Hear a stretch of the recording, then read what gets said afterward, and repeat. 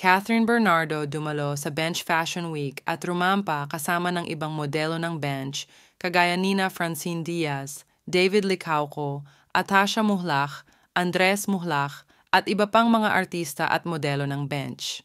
Makikita sa Bench Fashion Runway na pinaghandaan ni Catherine Bernardo ito dahil makikita naman sa kanyang katawan at abs nito na mas lalong sumeksi sa kanyang kasuotan.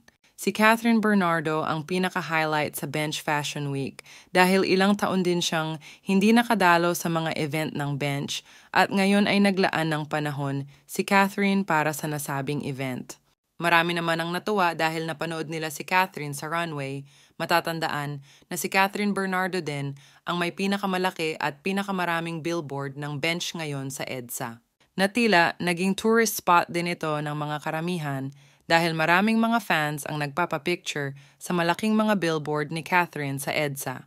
Kinatuwaan naman ang pagkikita ni David Licauco at Catherine Bernardo dahil kung matatandaan noon na nagpahayag ng interest si David Licauco na gusto niyang makatrabaho in the future si Catherine Bernardo.